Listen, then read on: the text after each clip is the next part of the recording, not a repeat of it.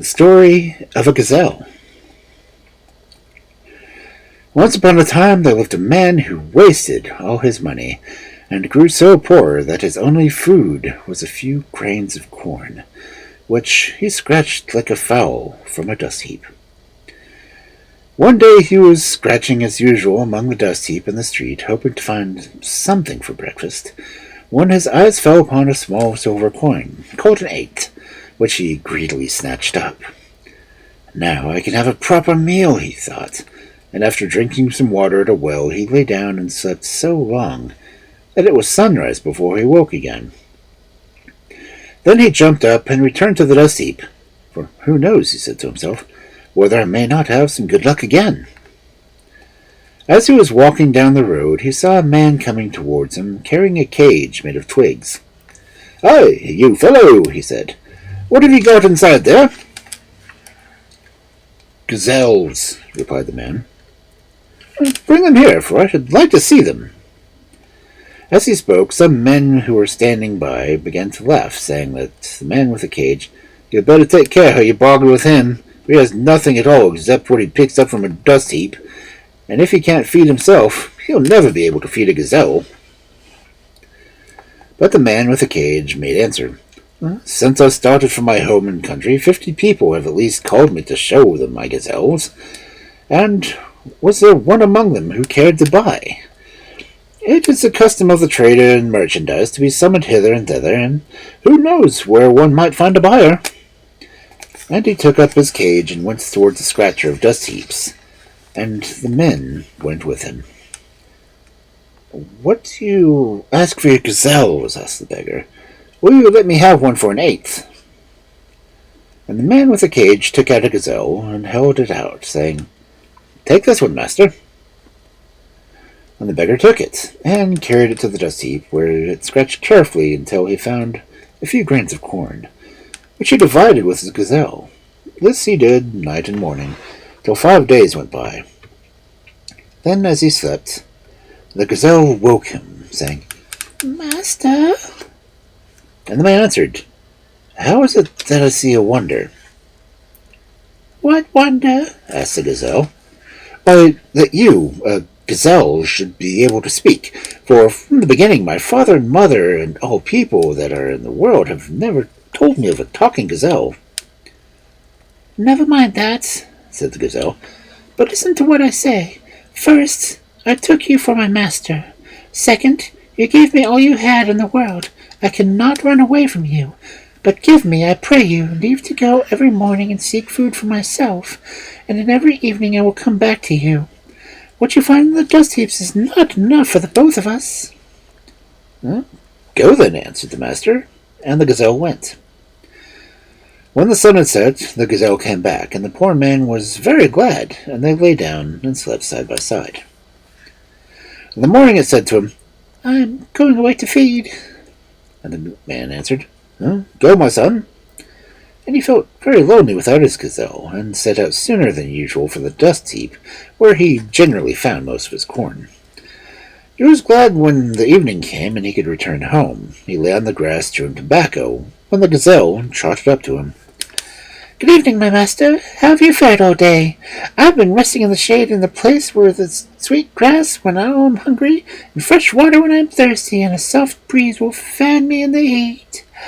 It is far away in the forest, and no one knows of it but me, and tomorrow I shall go again." So, for 5 days the gazelle set off at daybreak for his cool spot, but on the 5th day it came to a place where the grass was bitter, and it did not like it.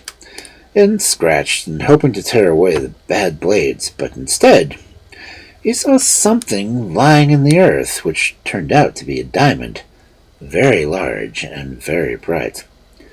"Oh," said the gazelle to itself, "perhaps now I can do something for my master who bought me with all the money he had. But I'd best be careful, or they will say that I have stolen it. I'd better take it myself to some great rich man and see what he will do for it." Directly the gazelle had come to his conclusion, it picked up the diamond in its mouth and went on and on and on through the forest, but found no place where a rich man was likely to dwell. For 2 more days it ran, from dawn till dark, till last early one morning it caught sight of a large town, which gave it fresh courage. The people were standing about the streets doing marketing when the gazelle bounded past, a diamond flashing as it ran. They called after it, but it took no notice till it reached the palace, where the Sultan was sitting, enjoying the cool air. And the gazelle galloped up to him and laid the diamond at his feet. The Sultan looked at first at the diamond and next to the gazelle. Then he ordered his attendants to bring cushions and a carpet that the gazelle might rest itself after a long journey. And he likewise ordered milk to be brought and rice, that it might eat and drink and be refreshed. When the gazelle had rested, the Sultan said to it, "Give me the news you have come with." And the gazelle answered, "I come with a diamond, which is a pledge from my master, the Sultan Durai. He has heard you have a daughter, and sends you this token, and begs you will give him to you." And the Sultan said, "I am content. The wife is his wife, the family is his family, the slave is his slave. Let him come to me empty-handed. I am content." When the Sultan had ended, the gazelle rose and said, "Master, farewell. I will go back to our town, and in 8 days, or maybe 11 days, we shall arrive as guests." And the Sultan answered, "So let it be." All this time the poor man far away had been mourning and weeping for his gazelle, which he thought had run away from him forever. And when it came back at the door, he rushed to embrace it in such joy that he would not allow it a chance to speak. "Be still, master, and don't cry," said the gazelle at last. "Let us sleep now, and in the morning, when I go, follow me." With the first ray of dawn, they got up and went into the forest. And on the 5th day, as they were resting near a stream, the gazelle gave its master a sound beating, and then bade him stay where he was till he returned. And the gazelle ran off, and about 10 o'clock it came near the Sultan's palace, where the road was all lined with soldiers who were there to do an honor to Sultan Darai. And directly they caught sight of the gazelle in the distance, one of the soldiers ran on and said, "Sultan Darai is coming! I have seen the gazelle!" The Sultan rose up and called his whole court to follow him, and went out to meet the gazelle, who, bounding up to him, gave him greeting. The Sultan answered politely, and inquired where it had left its master, whom it had promised to bring back. "Alas," replied the gazelle, "he is lying in the forest, for on our way we were met by some robbers, who, after beating and robbing him, took away all his clothes, and now he is hiding under a bush, lest a passing stranger might see him." The Sultan, on hearing what had happened to his future son-in-law, turned his horse and rode to the palace, and bade the groom to harness the best horse in the stable, and order a woman slave to bring a bag of clothes, such that a man might want out of his chest. And he chose out a tunic and turban and a sash for a waist, and fetched himself a gold-hilted sword, and a dagger, and a pair of sandals, and a stick of sweet-smelling wood. "Now," he said to the gazelle, "take these things with the soldiers to the Sultan, that he might be able to come." And the gazelle answered, "Can I take the soldiers to go, and put my master to shame that he lies there naked? I am enough by myself, my lord." "How will you be enough," answered the Sultan, "to manage this horse and all these clothes?" "Oh, that is easily done," replied the gazelle.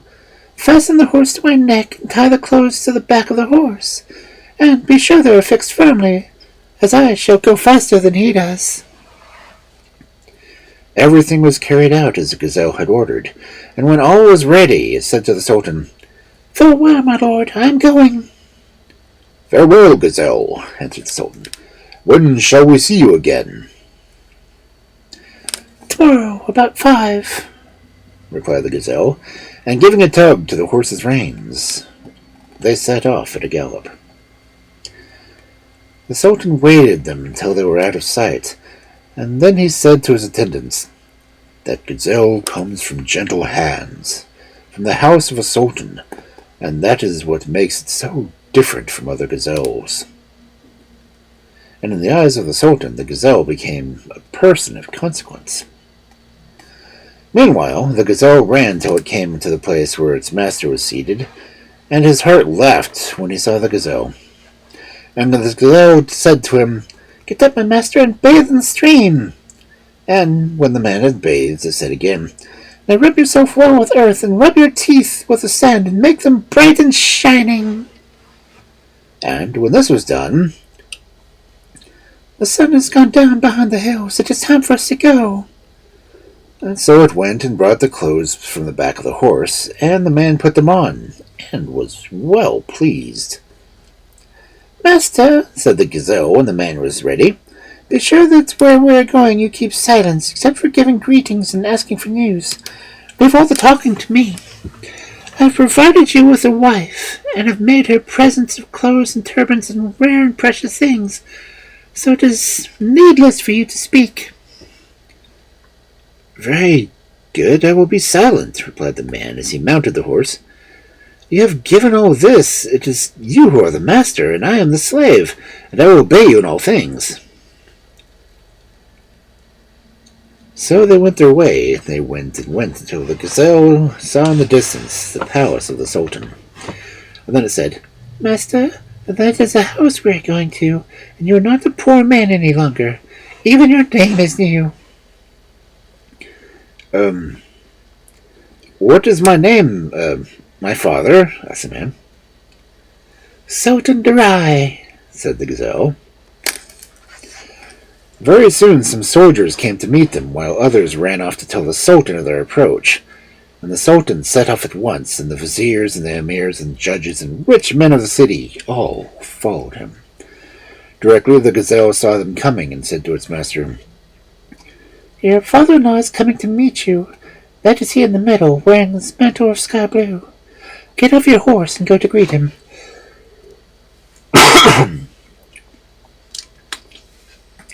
And Sultan Darai leapt from his horse, and so did the other sultan, and they gave their hands to one another, and kissed each other, and went together into the palace. The next morning the gazelle went to the rooms of the sultan, and said to him, "My lord, we want you to marry us our wife, for the soul of Sultan Darai is eager." "My wife is ready, so call the priest," answered he. And when the ceremony was over, a cannon was fired, and music was played, and within the palace there was feasting. "Master," said the gazelle the following morning, "I am setting out on a journey, and I shall not be back for 7 days. Perhaps not then, but be careful to leave the house till I come. Be careful not to leave the house till I come." And the master answered, "I will not leave the house." And it went to the sultan of the country, and said to him, "My lord, Sultan Darai has sent me to his town to get his house in order. It will take me 7 days, and if I am not back in 7 days, he will not leave the palace till I return." "Very good," said the sultan.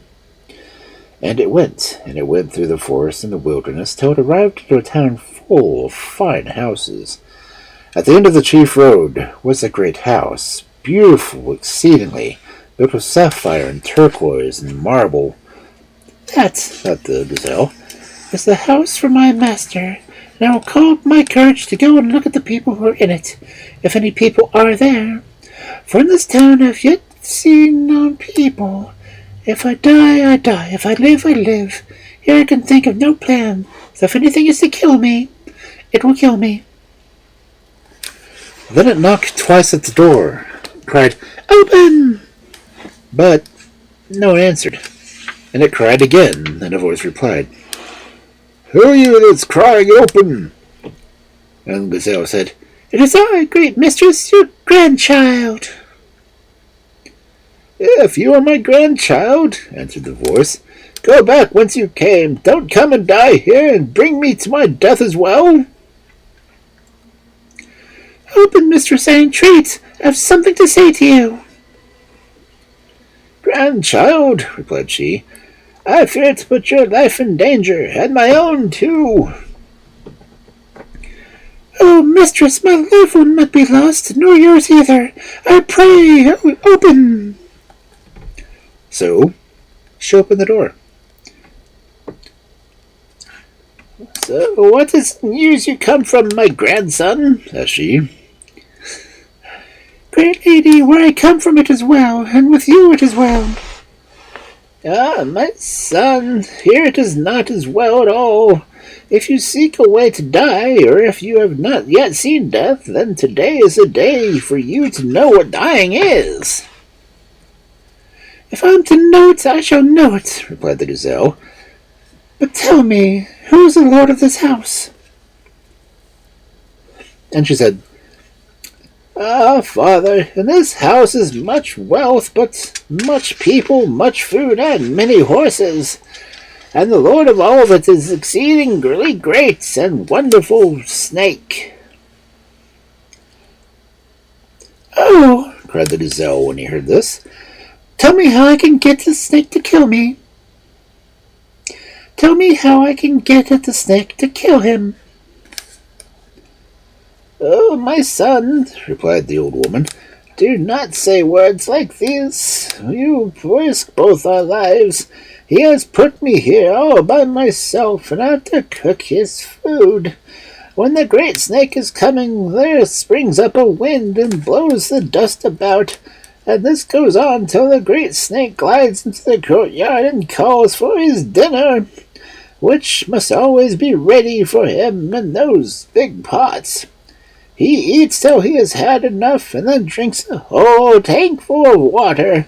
After that he goes away. Every second day he comes, when the sun is over the house. And he has 7 heads. How then can you be a match for him, my son? Mind your own business, mother, answered the gazelle. Don't mind other people's. Has the snake a sword? He has a sword, and a sharp one too, and it cuts like a dash of lightning. Give it to me, mother, said the gazelle, and she unhooked the sword from the wall as she was bidden. You must be quick, she said, for he may be here at any moment. Hark! Is not the wind rising? He has come! They were silent, but the old woman peeped from behind a curtain and saw the snake busy at the pots which she had placed ready for him in the courtyard. And after he had done eating and drinking, he came to the door. "You old body!" he cried. "What smell is that smell inside that is not the smell of every day?" "Oh, master," answered she, "I am alone, as I always am. But today, after many days, I have sprinkled fresh scent all over me, and it is that which you smell. What else could it be, master?" At this time, the gazelle, who had been standing close to the door, beholding the sword in one of its front paws, and as the snake put in one of his heads through the hole that he had made so as to get in and out comfortably, it cut it off so clean that the snake really did not feel it. The second blow was not so straight, for the snake said to himself, "Who is that trying to scratch me?" And he stretched out a third head to see, but no sooner was the neck through the hole than the head went rolling to join the rest. When 6 of the heads were gone, the snake lashed its tail in such a fury that the gazelle and the old woman could not see each other for the dust it had made. And the gazelle said to him, "You have climbed all sorts of trees, but this you can't climb." And as the 7th head came darting through, it went rolling to join the rest. Then the sword fell rattling to the ground, for the gazelle had fainted. The old woman shrieked with delight when she saw her enemy was dead, and ran to bring water to the gazelle, and fanned it, and put it where the wind could blow on it, till it grew better, and gave a sneeze. And the heart of the old woman was glad, and she gave it more water till by and by the gazelle got up. "Show me this house," it said, "from beginning to end, from top to bottom, from inside to out." So she arose and showed the gazelle rooms full of gold and precious things, and other rooms full of slaves. "They're all yours, good and slaves," said she. But the gazelle answered, "You must keep them safe till I call my master." For 2 days it lay and rested in the house, and fed on milk and rice, and on the 3rd day it bade the old woman farewell and started back to its master. And when he heard that the gazelle was at the door, he felt like a man who was found at the time when all the prayers were granted, and he rose and kissed it, saying, "My father, you have been a long time. You have left sorrow for me. I cannot eat, I cannot drink, I cannot laugh. My heart felt no smile at anything, because of thinking of you." And the gazelle answered, "I am well, and where I come from it is as well as too. I wish that after 4 days you would take your wife and go home." And as he said, "It is for you to speak. Where you go, I will follow." "Then I shall go to your father-in-law and tell him this news." "Go, my son." So the gazelle went to the father-in-law and said, "I am sent by my master to come and tell you that after 4 days he will go away with his wife to his own home." "Must he really go so quickly? We have not yet sat much together, I and Sultan Darai, nor have we talked yet much together, nor have we yet ridden out together, nor have we eaten together. It is 14 days since he came." But the gazelle replied, "My lord, you cannot help it, for he wishes to go home, and nothing will stop him."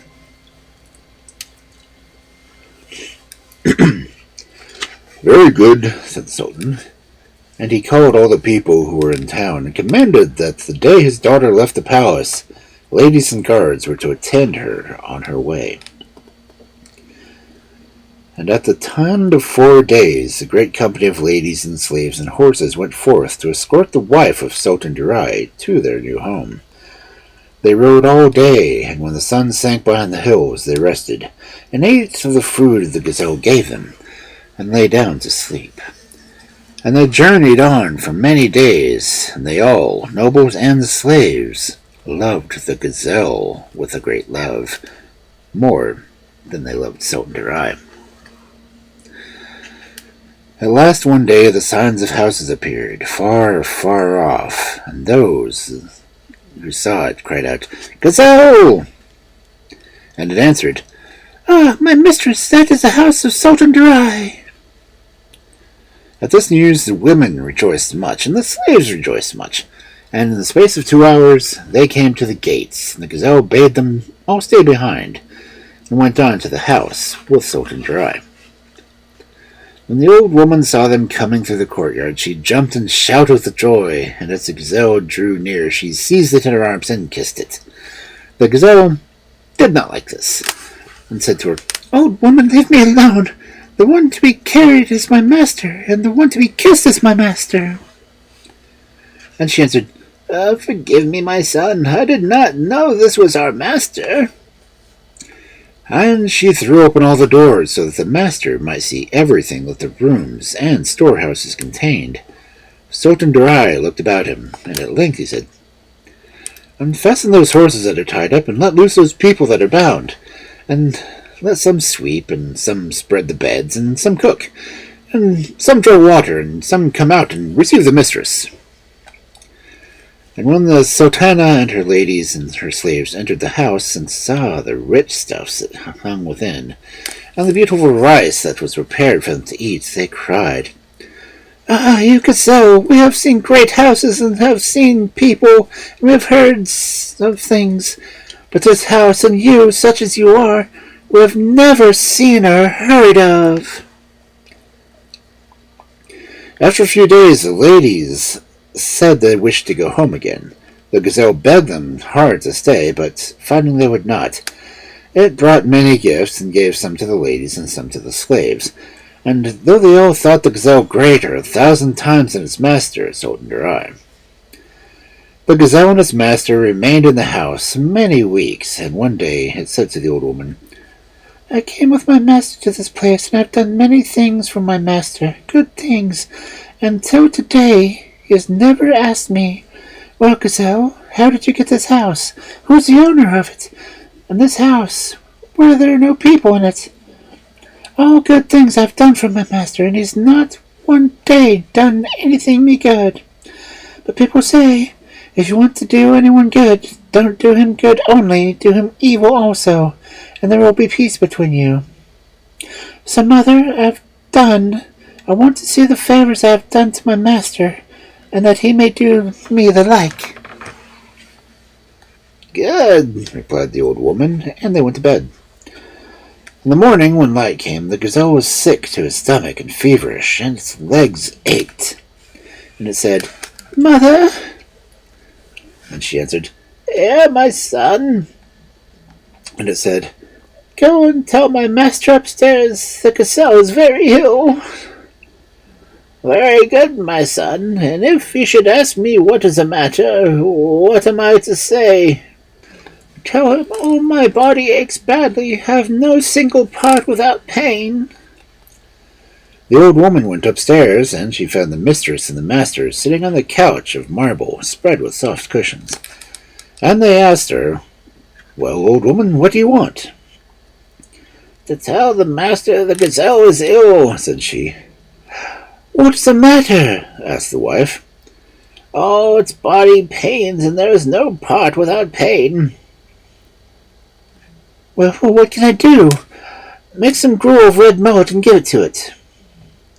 But his wife stared and said, "Oh, master, do you mean to tell me to make the gazelle gruel out of red mullet, which a horse would not eat?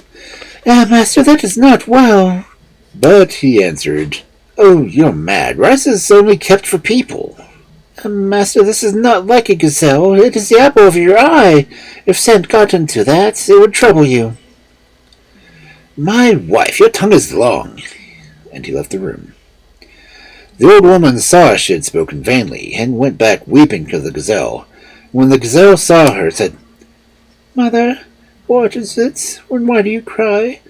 If it be good, give me the answer, and if it be bad, give me the answer."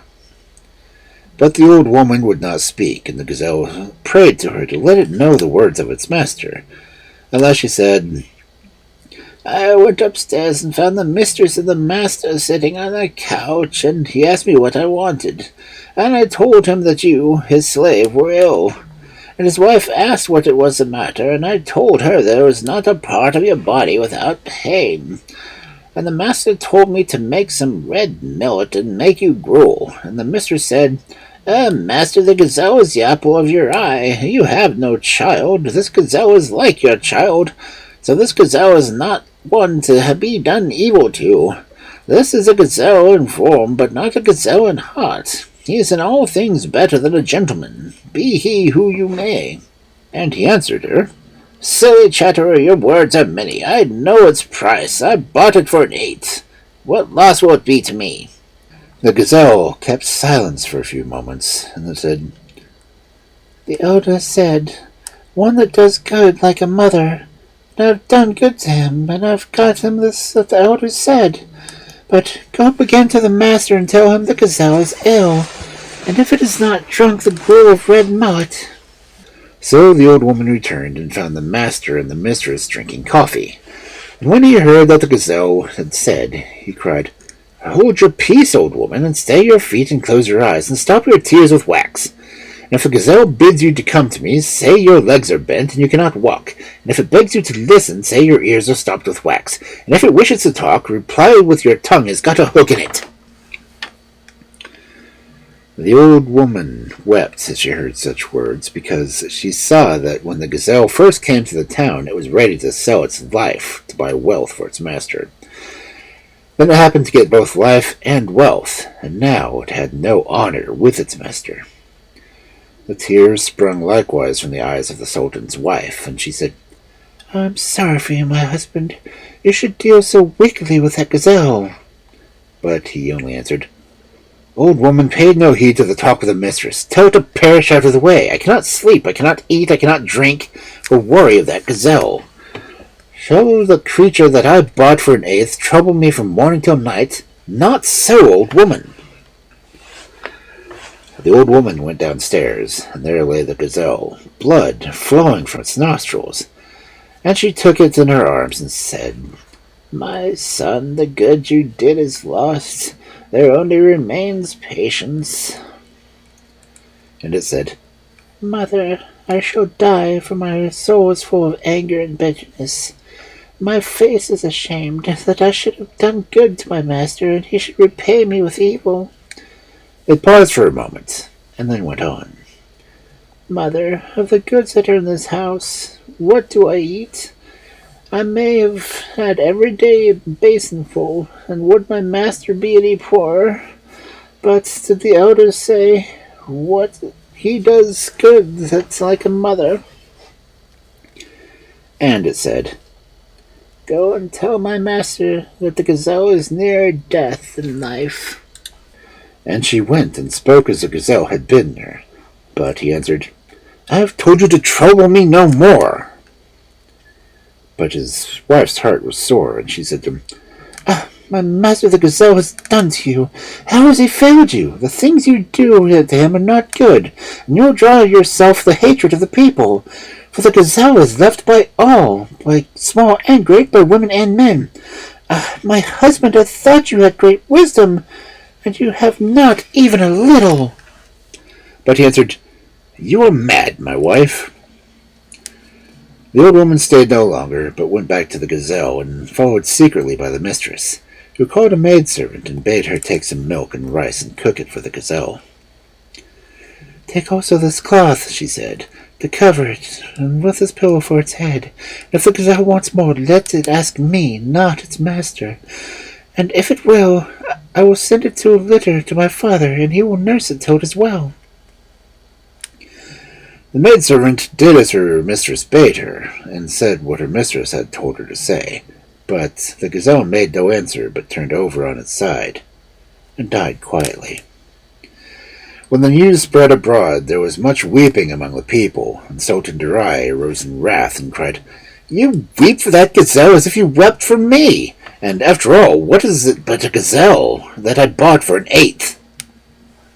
But his wife answered, Master, we looked upon the gazelle as we looked upon you. It was a gazelle who came to ask me for my father. It was a gazelle who brought me from my father.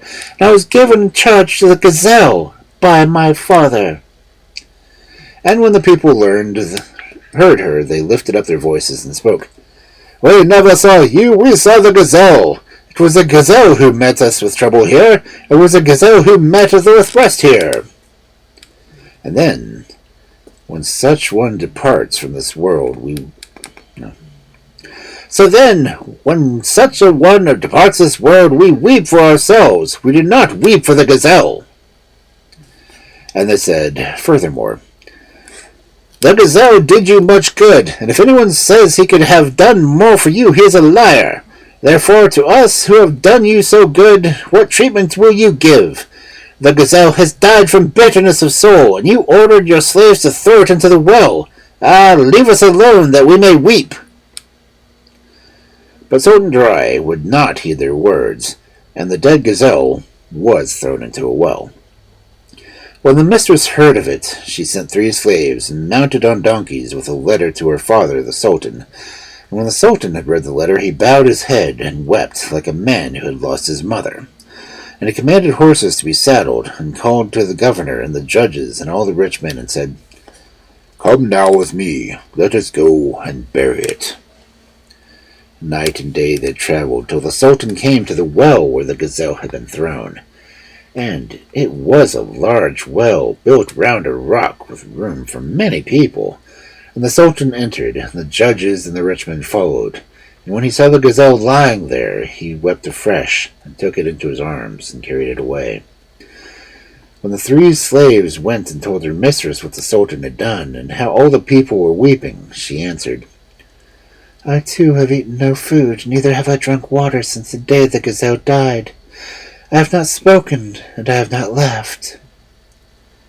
The Sultan took the gazelle and buried it, and ordered the people to wear mourning for it. So there was a great mourning throughout the city. Now, after the days of mourning were at an end, the wife was sleeping at her husband's side, and in her sleep she dreamed that she was once more in her father's home. And when she awoke, it was no dream. And the man dreamed that he was on a dust heap, scratching. And when he woke, behold, that also was no dream, but the truth.